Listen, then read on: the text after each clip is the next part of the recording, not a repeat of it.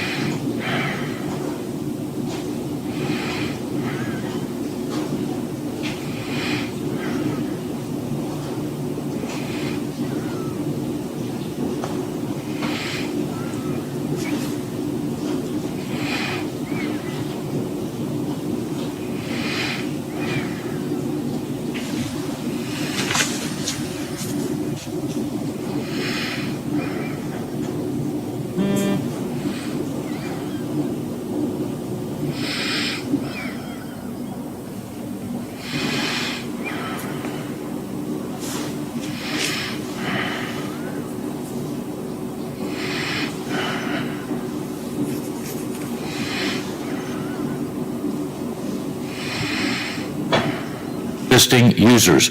All you got to do is download the FanDuel Sportsbook app to get started, and be sure to sign up with promo code WKKX so they know that we sent you. That's FanDuel Sportsbook promo code WKKX. By the way, got to be 21 plus, present in West Virginia. New users only. Must wager on designated boost market. Max bonus $200. See full terms at sportsbook.fanduel.com. Got a gambling problem? Visit 1-800-GAMBLER.net. Hello, everyone. From the Watchdog, I'm Darnell Foster. What a look at your local weather forecast for your Thursday. Mostly cloudy with showers and storms on and off through the day. High near 81. Overnight low of 67 degrees, mostly cloudy skies. Mostly cloudy skies for your Friday, with temperatures in the mid to upper 70s. Have yourself a great day, everyone. From the Watchdog, I'm Darnell Foster. The views and opinions expressed on the following program are not necessarily those of this station or its sponsors. Ladies and gentlemen, may I have your attention, please? Launch Control, this is Houston. We go for launch. It's Thursday. Why even call it Thursday? Problem? We have pizza on Thursday. Places, please. Quiet down. Here's a complete disc jockey show with all the modern pace of today's exciting radio. Good morning. Let's get started. Seriously, let's go.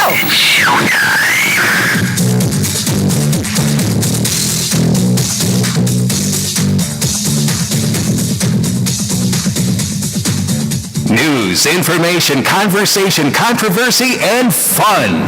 This is the Watchdog Morning Show with Howard Monroe. We are off and running again. It's a Thursday. What are we dealing with today? Reports say the city of Wheeling is preparing to remove multiple homeless camps on the creek bank in Wheeling. We'll talk about that. The AFT in West Virginia and Democratic gubernatorial candidate Ben Salango say most schools are not adequately prepared to protect students and staff as the Mountain State school year draws nearer. We will talk with the WVEA president, Dale Lee, about that subject coming up a little bit later on this morning. And a new national survey that came out gives us a sense of the impact of school changes on parents' lives, including how many actually have had to quit their jobs because their kids have been home. Morgantown bars were opened less than a day, and then they were closed after Governor Justice ordered them closed again.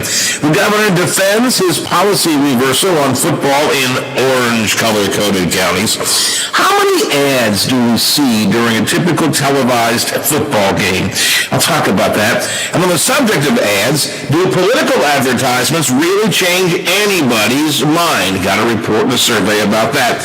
Plus, The Rock and coronavirus. Target is selling a new line of clothing, and end of summer tantrums are back.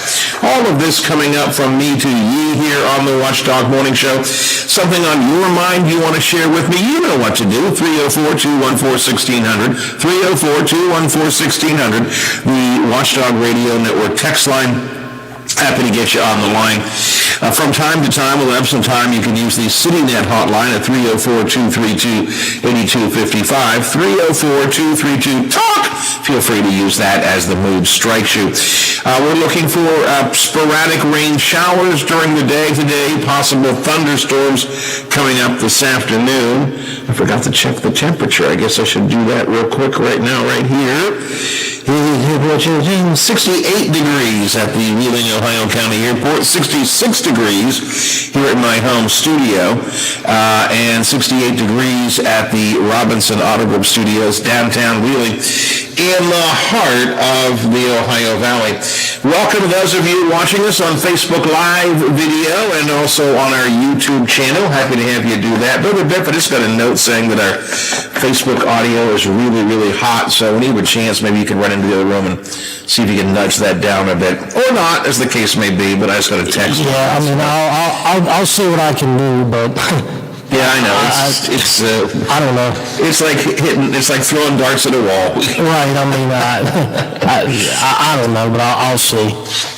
But I just got a text on that, so I'm passing it along to you. Don't run and don't run and leave me behind, pal. I'm just saying something that you can do. Since you have nothing else to do this morning, right? Oh yeah. Yeah, so I thought I would share that with you. Okay, and 68 at the Wheeling, Ohio County Airport, 66 at the Robinson Auto Group Studios. I said all that, didn't I? And welcome to those of you on Facebook Live video and on YouTube. Our YouTube channel is up and running. Be sure to subscribe to our YouTube channel. Like it first, then subscribe to it, and then you will be alerted every time we're on YouTube, whether it's me or Bill or the Afternoon Drive. Got it all alerting you when we're on. You can check all that out. And thanks to those of you who are with us already this morning on Facebook Live. And we'll see if we can adjust the volume. We'll get other things to worry about, but we'll see if we can do that as time goes by. Biff, I'm not the world's best journalist on international affairs. I mean, I'm going to be honest with you on that. Were I to be ever to run for president, those of you who just had a heart attack, please, I'm not talking about it. Just say, were I to ever do that. The area where I would have to do a huge amount of learning is in the area of foreign affairs. I bring that up because I never heard of something that ABC was talking about in the top of the hour newscast. Now, I do know the former Italian Prime Minister, Silvio Berlusconi. He had been a very big businessman, been involved in a lot of different things. And he's got COVID, and that's the reason the story is in the news today. But, Biffy, I don't know if you caught when they said Silvio Berlusconi, best known for his bunga bunga parties. What? Yeah. Bunga bunga parties. Maybe as a good journalist, I should have known this, but I didn't, so I had to do some research this morning. Apparently, Silvio Berlusconi, again, former Italian prime minister, used to have a private disco of his own, featuring aspiring showgirls performing striptease acts disguised as nuns and nurses. Okay. And one woman who dressed up as Barack Obama to do her striptease act. Okay. And this is, let's see, testimony in a trial for some former Berlusconi aides. This has been 5 years ago. No, 7 years ago.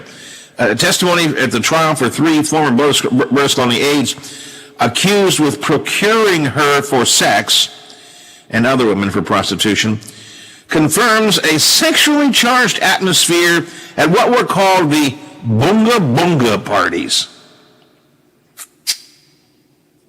Well, okay. There's nothing funny about it. Nothing funny about this guy, allegedly bringing women in and paying for them to be sex, whatever. Nothing funny about that.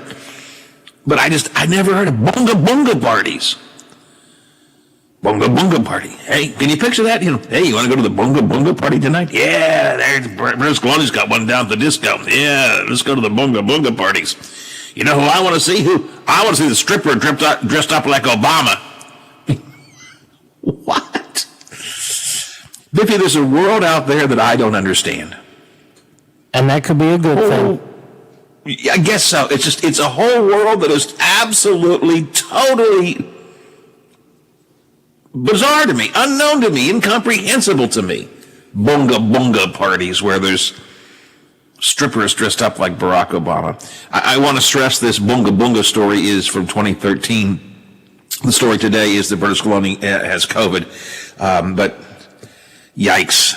That's all I have to say about that. Just yikes. When I read that, I thought, man, there are things in this world that I just plain do not understand.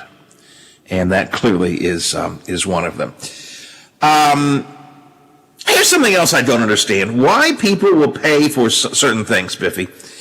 Now, I am here. If you're watching me on Facebook Live video, I have my polo shirt on. I am properly dressed, an undershirt here. And if I were to stand up, you would note I have pants on. I mean, I am a fully dressed man, prepared to do the show this morning in my full attire. We've talked about before with this whole work from home thing. A lot of people are not getting dressed up and so on. And in some cases, we've all seen the stories, literally seen some of these stories where there's a Zoom meeting where some guy's in a meeting and he's all dressed up, got his coat and tie on, and tie is on there, and he's got his button-down shirt, and he looks very sophisticated until he stands up and he's in his drawers, right? We've seen those stories and videos online. Well, apparently, Target is now selling a line of clothing called Waist Up Styles. W-A-A-I-S-T, from your waist up. Waist Up Styles for working from home. They call them video conferencing outfits. And so you can buy this video conferencing outlet, which will include in the package shirts and jewelry and hair accessories and makeup for the women, I guess for the women, et cetera, et cetera.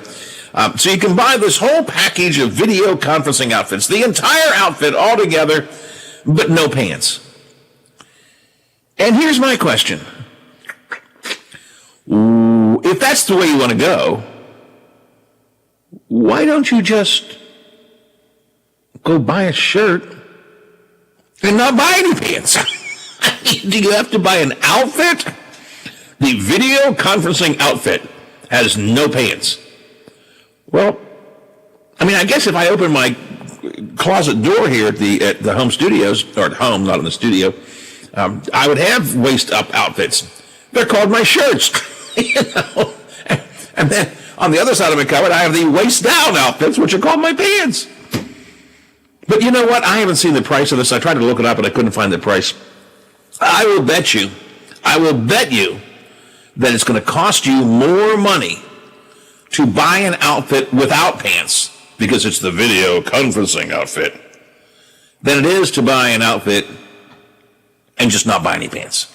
In other words, I will bet you that if you buy the video conferencing outfit with no pants, you will pay more than if you just went and said, I'd like a shirt, I'd like some underwear, I'd like, what else do they say, hair accessories, I'd like some jewelry.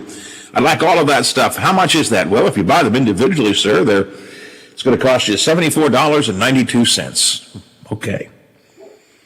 But we could sell you the video conferencing outfit, and you won't have any pants involved, and it'll be only $85. But I don't want any pants, and why would I buy them? Somebody's going to buy this. I know somebody's going to buy it, because Target's not a dumb, that's not a stupid company, Biffy. Target is a pretty smart company. So they're selling work-from-home video conferencing outfits, which simply are shirts with no pants. And I'm sure you're going to pay extra for it. All right, couple of quickie odds and ends. I had to get those things out there because I want to get into some serious stuff here. It looks like the city of Wheeling is back at it again. And I completely understand. I do, but there's part of me, the last time we talked about this story months ago, part of me just is a little bit bothered. The homeless are people.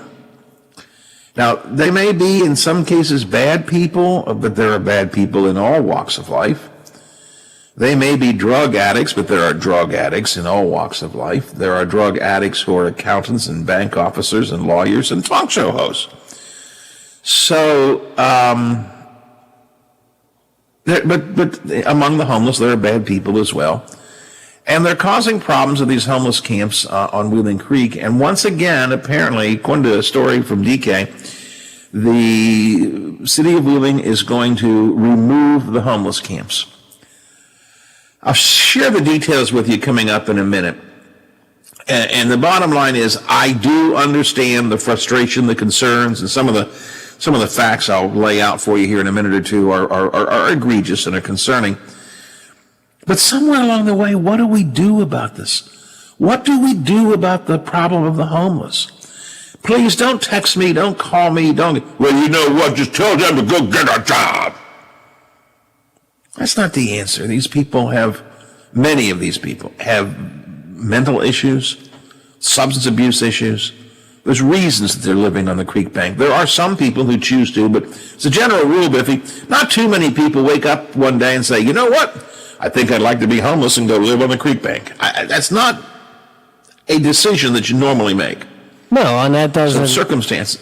Yeah, that doesn't happen, and we don't know the story behind why these people are where they are. I mean, it just may be, maybe they made a bad decision or two, and it took them down this road. I mean, we don't know. So I understand the concerns the police chief raises, and I will share them with you in a minute. And I understand the concerns the general public has about these problems. I have them as well. But deep down inside, part of me says, but what do we do about these people? And I hate to even use the phrase "these people." That's pejorative to begin with. Anyway, I'll share some of DK's story with you from the Big Seven coming up in just a minute or two. And if you have some thoughts on it, I'd like to get them from you on the text line at 304-214-1600. 68 degrees at 722. The Watchdog Morning Show, Thursday style, is underway. From the Watchdog Network, right now, traffic. Here's the latest from the Robinson Auto.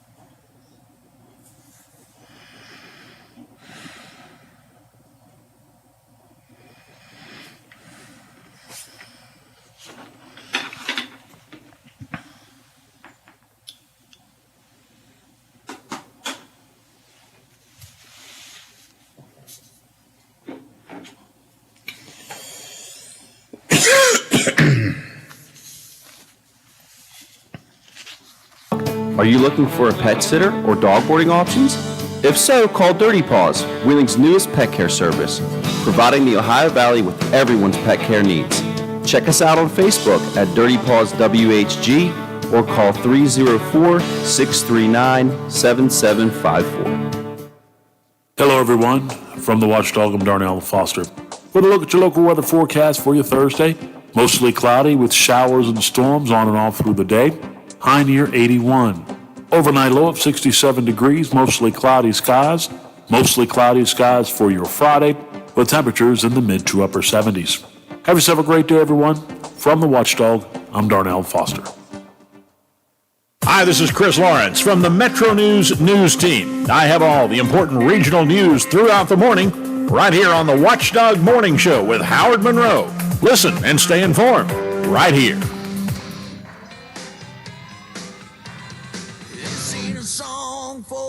He rambles, he rants, and sometimes he sings. The Watchdog Morning Show with Howard Monroe continues. Story comes my way from the Big Seven. Our friend D.K. Wright has written the piece. The city of Wheeling is warning the homeless that they're going to tear out 4 camps along Wheeling Creek in the downtown area. The signs went up saying that they will take the camps down as of 5 o'clock tomorrow night. Homeless who live in those camps should remove their belongings, and if they don't take them out, the city will remove them for them. Now, we went through this a number of months ago. And at the time I said, and I repeat again, I don't know what the solution to this is. I begin by being honest about that, although I have a couple of thoughts I'll share with you in a second. And I do understand that this is a problem.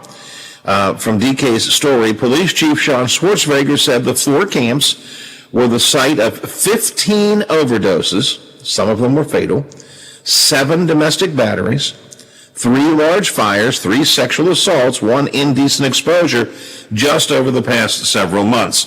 And the chief says that's just the beginning. 118 calls for service in and around the camp, several assaults, 6 felony fugitives were arrested there. The officers can't enter the camps without stepping over hypodermic needles. We saw some pictures of little booby traps that had been set up back when the story was in the news a number of months ago. So all of that I get. I mean, I absolutely, positively, 100% I get it and I understand it. But the question I still have is, what do we do about the, if they're the criminals, we arrest them, all right? And I'm not suggesting we let it go, but if there are domestic assaults, if there are felony fugitives there, if there is drug use of a significant nature there, then we can arrest them. And of course, you arrest them, you charge them, you put them in jail, they're back out again eventually. But not everyone falls into that category. Not all the homeless fall into that category. And I know how disturbing it is to see the homeless around in general. Good old white Anglo-Saxon Protestant middle-class Americans like me, why, we don't want to see these people with signs standing around the street corners and so on. And I mean that sincerely. It's unnerving. But they're human beings. But they're people. And this is where they live. Whether we like it or not, whether we think they should or shouldn't, this is where they live because they have no other housing to go to. Again, from DK's story, the signs that are up now around the homeless camps are urging people to turn to Project Hope, the health department, or the Greater Wheeling Coalition for the Homeless, for help if they need it. And that's a great, it certainly is a good idea, although Health Director Howard Gamble says, well, we don't tell them where to go. We're here to help wherever they may be. We can make recommendations on where they might want to go, but it really isn't our responsibility, nor can we move them somewhere. From the Greater Wheeling Coalition for the Homeless, Lisa Badia says any person who wants to go to an emergency shelter can come through the coalition. They have what they call rapid rehousing and special programs for veterans and AIDS patients and so on. But as she points out, they have to want the help. And many of the homeless do not want the help. And that's a problem. And we have to acknowledge that that's a problem. They don't want the help, but they need the help. And it is not enough for us to sit here with our judgmental well, then they won't help themselves. That's just too damn bad. Well, I don't know. I guess the Christian in me says that's not the answer. Now, what is the answer? I don't know. I don't know. I guess at heart, we've somewhere along the way have got to deal with the root causes of homelessness, and they are, as a general rule, the addiction issues and economic issues. I mean, people are homeless for a variety of reasons. Yes, I always put the caveat in there. There are some that just don't want to be a part of society. But as a general rule, as Biff said, there's almost always a reason that people are homeless. And yes, sometimes in these homeless camps, people use them as a way to hide out from society. The chief says they made several felony fugitive arrests there, and I get that. But this is their home. These are people who live there, and they are our human beings nonetheless.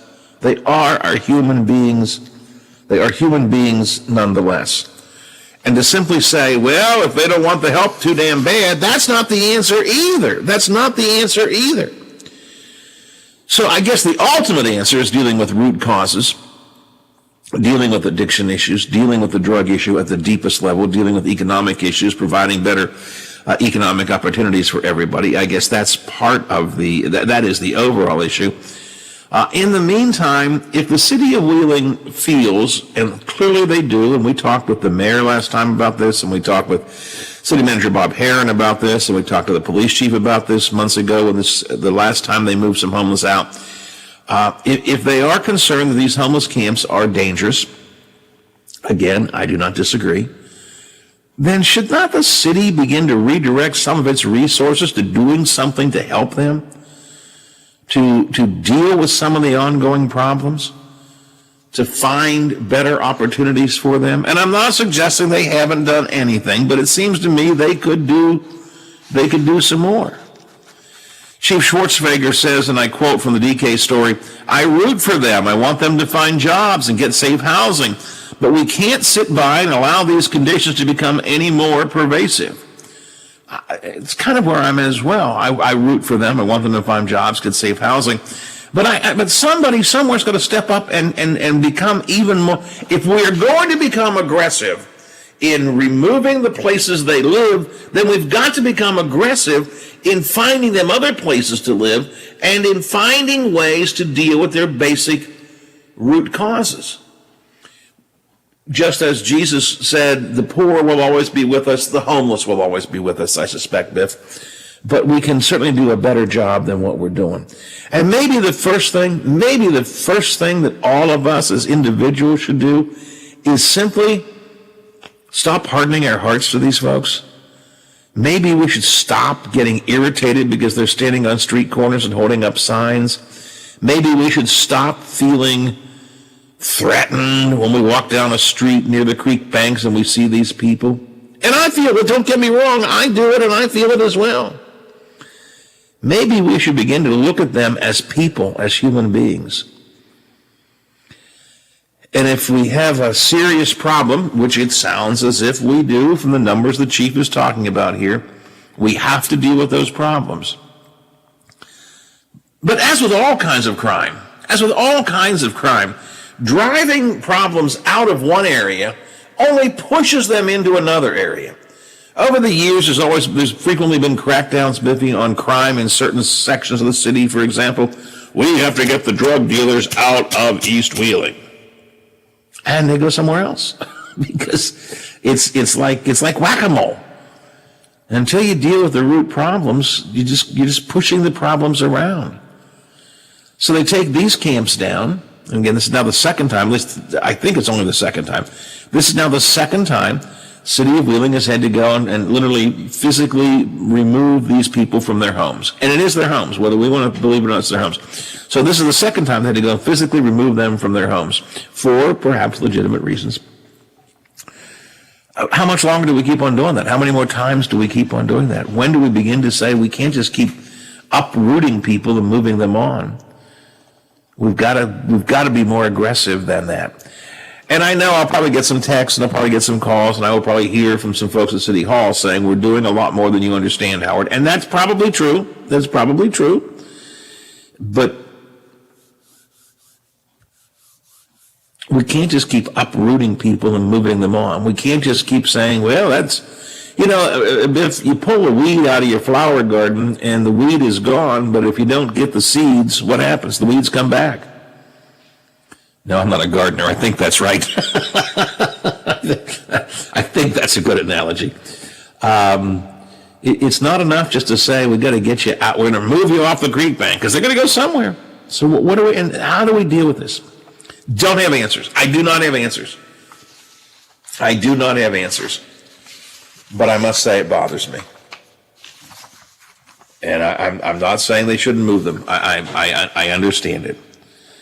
15 overdoses, 7 domestic batteries, 3 large fires, 3 sexual assaults, 1 indecent exposure from these 4 camps, as well as 6 felony fugitives arrested there.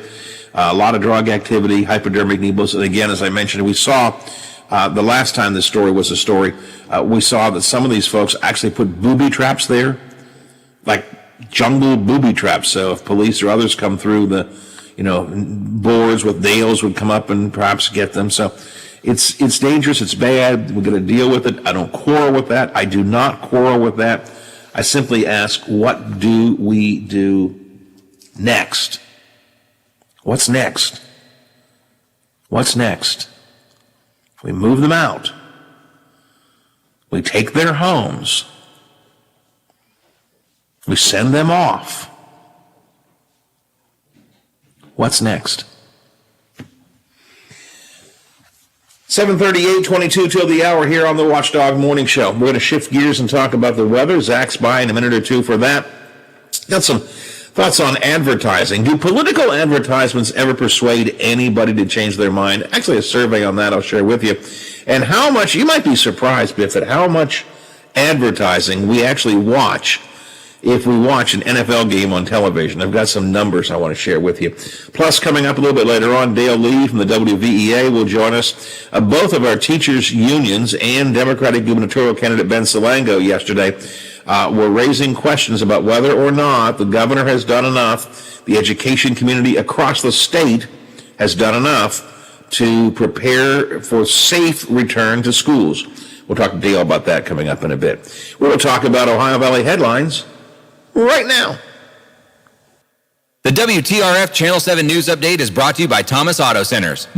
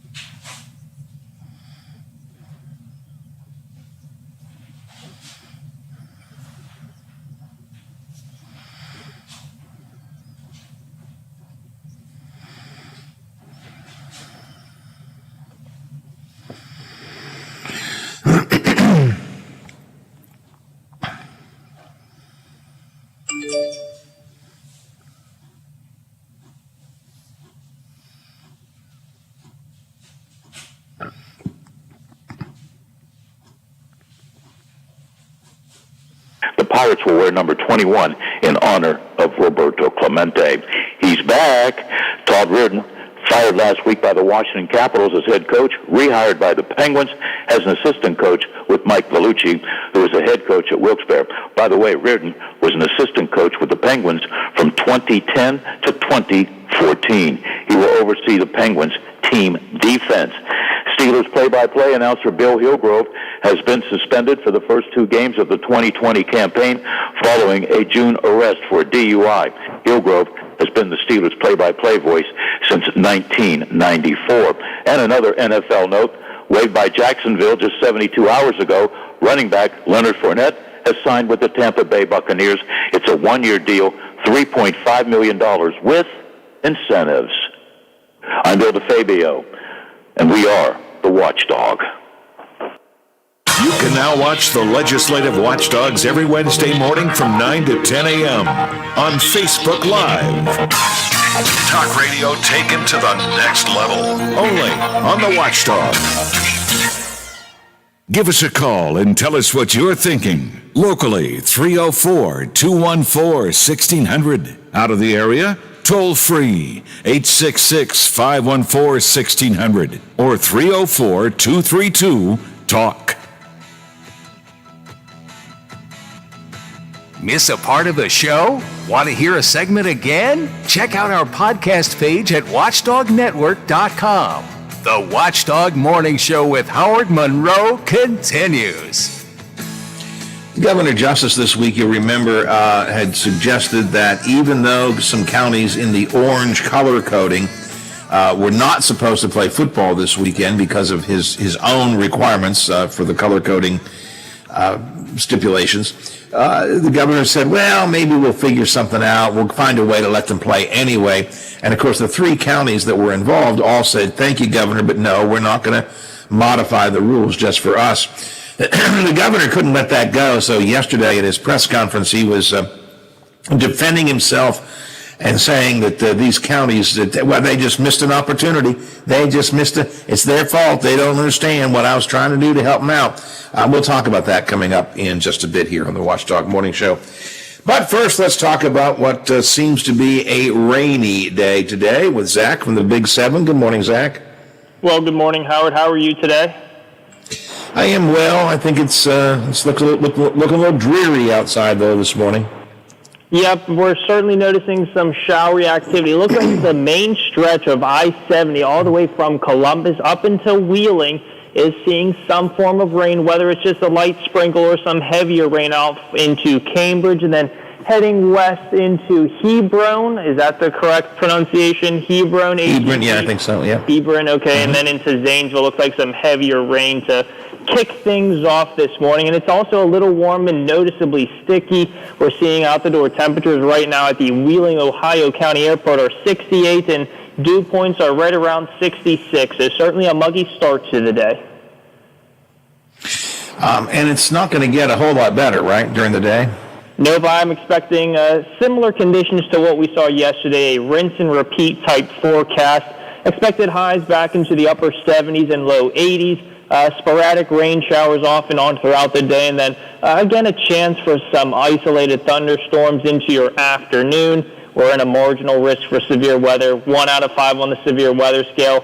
Any portions of anyone who gets any of those heavier downpours could see some localized flooding, some gusty winds, maybe some stray hailstones or two coming from anything. But again, looks like another gray and dreary day. Were you guys able to watch me yesterday to look at that gray and dreary tie that I wore? I did not get a chance to see it. Bippy, did you see the gray tie? I did. I think Biff, you did. Oh, did you? You saw the bad weather tie, did you? Yes, I did. It certainly looks bad. Now, what are you going to wear for a tie tomorrow? Because we have a little bit of the same, but then we begin to lighten up a little bit, right, tomorrow? Yes, so we have an approaching cold front that's actually going to drop the mugginess. So the pit ripper weather is going to be out of the area for looking like a few days, at least in the near term. Excuse me, couldn't talk that moment. But it should be more comfortable and pleasant. There could be a stray shower to kick things off Friday morning, but partly cloudy conditions, expected highs back into the upper 70s. It's looking like a gorgeous latter half of the Friday, as well as extending into the holiday weekend. I don't know if I'm going to break out the fair weather tie, which is the bright blue skies and abundant sunshine. I think we're going to see more clouds, so I think I'll keep that one in the closet. Maybe just a blue tie just to show blue skies expected, or I don't know, maybe I should go buy a smiley tie just for good conditions later on. Maybe I'll have to go tie shopping here in a moment. I can see the ties are going to be a critical part of your weather forecasting. I can see that, which I think is kind of cool. The weekend does look pretty good, though. If you were on for the weekend, you could have a nice, good weather tie for the weekend, because it looks like at least Saturday and Sunday are both going to be pretty nice, right? Absolutely. Looks gorgeous. I would certainly wear that bright blue sky and abundant sunshine tie for Saturday, maybe even wear it again on Sunday, just to show how critical that it's going to be to get outside and get out and about. Of course, you want to stay aware of, since we are still in a pandemic, and you certainly want to keep your distance, have your smaller parties or whatever you want to do. But yeah, the ties are certainly going to be what I want to try to get as a kind of like a distinction. Maybe you feel a little better when you maybe if you're not paying full attention, you just notice the tie and you kind of zone off, like, oh, Zach's wearing the bad weather tie. I know what conditions are going to be. Hey, it's going to be he's wearing the snowy tie. But like we talked about before, you don't want to wear it whenever you're maybe wishy-washy, you're not 100% sure. So that's why I try to limit whenever I'm full 100% certain on the conditions for the day. Even though most times I'm fully convinced on what's going to happen, happens, and 9 times out of 10 I've been pretty accurate with the forecast. So yeah, I hope to get a following with those ties, and hopefully can expand on those, especially now having a job. I can now support the funds to go buy those cool weather ties. Yes, that's the important thing, is to be able to actually afford to buy the ties. That's because they're expensive. You know, maybe you could get some listeners or viewers who would like to make you a tie, make Zach's weather tie. You know, you could do that. You could make the tie. You could send them over to the station. I actually had a gentleman out of North Carolina who was from the area. He sent over some ties to me. I was my first gift or first fan mail at the station. I think that was in mid-July, so not even a few weeks in whenever I was officially on air. But it was certainly awesome to see that people do enjoy your personality. It was a nice gesture for him, so certainly I was appreciative of it. Just have to find the right outfit for the ties, because you have to watch, because whenever we're on the green screen, some of the colors kind of chroma key out, so it would kind of be a floating part of the map on my tie, so I have to be careful on any of those greens. But certainly, if anyone ever wants to make a tie, buy a tie, feel free to send it over. I'll be more than willing to accept any of those donations for sure. Just send it to Zach's Weather Ties, care of WTRF TV. Right, yeah. I like that. You know, talking about Labor Day real quick, I was listening to someone on the radio yesterday talking about advice for Labor Day parties, and they basically said, if you're going to have an outdoor party, if you want to grill out and all that, you know, follow reasonable guidelines, be socially distant, do it outside. You're probably okay. Be smart about it, but you can do it. But then the guy was talking about, but you need to be prepared for things. For example, he said, if you have an outdoor cookout planned, and you're going to have family and friends over, and again, follow the guidelines, no more than 25, and properly socially distance and so on. But be prepared what happens if it does rain. Because now what worked fine outside may not work fine inside. You don't want to take all these people who are properly distant and having a good time in your backyard and put them all in your kitchen. So it was interesting. I never thought about that. He said, you know, yes, you can basically have a Labor Day picnic, be smart about it, follow guidelines, but be prepared in the event of rain. If you have to go indoors, then circumstances will change a little bit. Just these little things you don't think about. I don't think about during the pandemic, I guess. Yeah, no, that makes sense. But at least in terms of Monday weather-wise, it's looking like right now, of course, conditions can change. We are 5 days trying to predict the future, which itself is already hard to begin with, and let alone as you get farther out into weather models, the inaccuracy starts to develop, the inconsistency in models, and different variabilities that we're noticing in some models. But right now I am seeing somewhat of a consistency that, again, those pop-up showers in your afternoon peak heating hours, typical summertime showers could pop up, but it looks like most of the area could remain dry for Monday. But again, something to certainly keep in mind if you're hosting a Labor Day party. Just keep in mind of the pandemic. Do due diligence, because it seems like things are going okay with things reopening and allowing more things to kind of kick back off. I know events are starting to get canceled that a lot of people were looking forward to, which for sure is unfortunate, but I still understand the concern and still applaud everyone for doing their best in part of trying to keep things going. Yeah, the smart thing is to be safe now and you know, just get frustrated a little bit because Ogilvy Fest, for example, has been canceled. Right. I love Ogilvy Fest. I wish we could go. Okay, you can't. The smart thing is to let it pass this year so we can all be better off by the end of the year. I mean, it's you know, you're forsaking something now for better circumstances later, and I get frustrated with people who don't comprehend that. I really do. Yeah, no. All right, Zach, I'm going to run. I appreciate your time this morning, as always. You and I will talk again tomorrow as we head off into the holiday weekend. Yep, and what is looking to be a beautiful-looking weekend. Thank you for your time. We'll talk to you tomorrow. All right, thanks a lot. Zach Petty from the Big 7, WTRF-TV, checking in this morning here on the Watchdog Morning Show. Our old meteorologist this morning is barely able to stay awake, Brother Biff. Emily Goodman. Emily has been working the afternoon shift down at her station in Lexington, Kentucky, the evening shift. And then today she got called in to early on the morning shift. And I noticed on her Facebook page this morning she's got iced coffee that she's sucking down as fast as she can to try and stay awake. It's not the hours that you work, it's the turnaround that can cause a problem.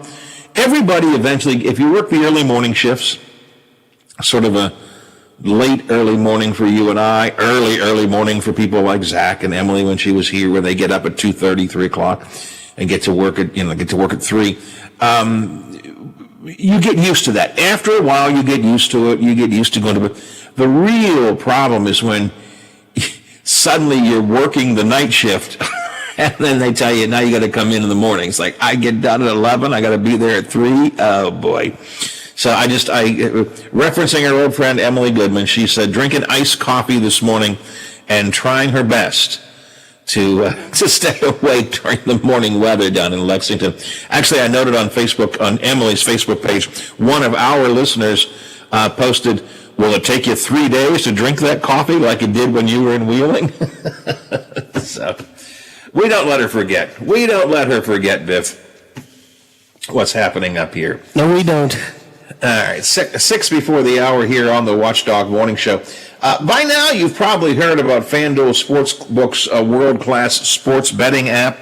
FanDuel makes it easy for you to find and place your bets, and that's really important. If you're not used to online gaming like this, you want an app that kind of walks you through it in an easy way. So FanDuel has got a really easy to understand app. They make it easy to find, easy to place your bets. And they've got some of the best odds you're going to find anywhere. And the important thing, as I often tell you, is they'll get you your winnings in as little as 24 hours. Now, there's a lot of reasons for you to try FanDuel Sportsbook, and we talk about them often here on the Watchdog Morning Show. But here is the new user deal we've got for you today. And again, we have different deals from different times. Here's the new user deal I've got for you today. Right now, new users can place their first bet on FanDuel Sportsbook for a risk-free. If you win, you win, but if you lose, you do not lose your money. You can get up to $1,000 back in site credit if you don't win. So you play a long shot if you want to. That's what I always recommend. If you win, great. You hit some big odds. Life is good. Yay, I won big money. But if you haven't, the money you bet is returned to your account and will remain there for 14 days, and you can reuse that money again on another bet. I always suggest you be smarter on the second bet, but you do what you want to do. So that's a pretty good deal. And they have just it's all kinds of bets that you can place.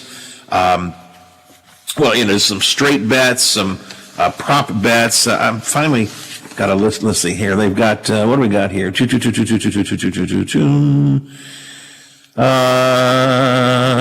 Let's say the final basket bonus. Place a pregame money line wager, and if this is on the NBA deals, place a pregame money line wager, and if the last score of the game is a 3-pointer, your winnings get doubled.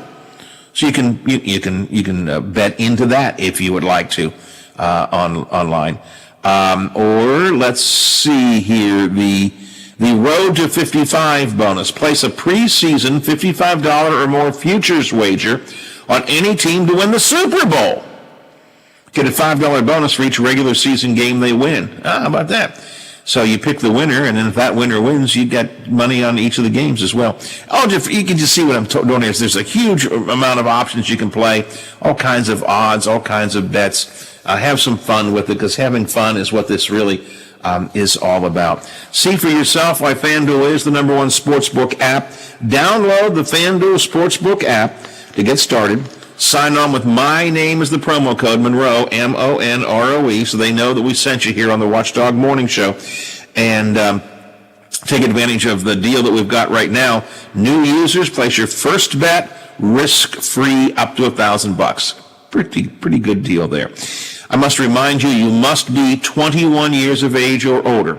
You must be physically present in West Virginia or one of the other legal states, which include New Jersey and Pennsylvania. This involves your first online real money wager only. The refund is issued as non-withdrawable site credit. It does expire in 14 days, so if you don't win and that money goes back into your account, you get 14 days to use it again. There are some restrictions that apply. You can find out all the details by going to sportsbook.fanduel.com. And I do want to remind you, we do this for fun. You do this for fun. Gaming can be fun, but for some people it's not. And if you have a gambling problem, call 1-800-GAMBLER, 1-800-GAMBLER, or visit www.1800gambler.net. FanDuel Sportsbook, promo code Monroe. More ways to win with FanDuel. Now, coming up next hour, we'll talk to Dale Lee from the WVEA, because the WVEA, the AFT, Ben Salango, all were on the record yesterday saying they don't think the governor has really got proper protections in place for many school districts around the state. We will talk about that. Also, the Morgantown bars, they were open and shut down pretty quickly. We'll talk about that. A couple other schools are now going off the agenda for football this weekend, and the governor is defending and is criticizing those who didn't take advantage of his deal to play football, even though it was against his own rules. All this coming up after the news.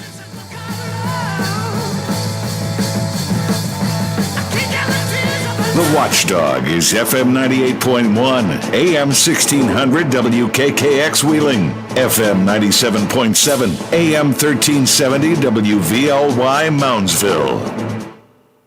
The ABC News is brought to you by Thomas Auto Centers, Mall Road, St. Clairsville. Get the best deal at Thomas Auto Centers.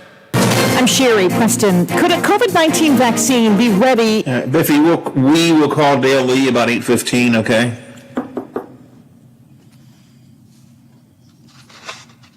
You got his number, I think, right? Okay. I'll do a few football stories here from elsewhere in the state before we get to that. So, all right. So I'll do some football stuff with Mason County, Lincoln County, some others. Then we'll go to Dale, and then we'll see what happens after that. And I had sent a text out to Natalie Tennant to come on, but I have not heard back from her, so I'm assuming I won't. But in the event she calls, just, as long as we've got time, just let me know, and I'm happy to put her on, okay? All right, just be aware. I don't think it's going to happen because she usually responds. I don't know why she didn't respond, but in the event that she does call, it's okay with me as long as Dale's not on the line at the same time. And I'm going to get some more Dr. Pepper because I've sucked the whole can down already. I'll be back in a minute. All right.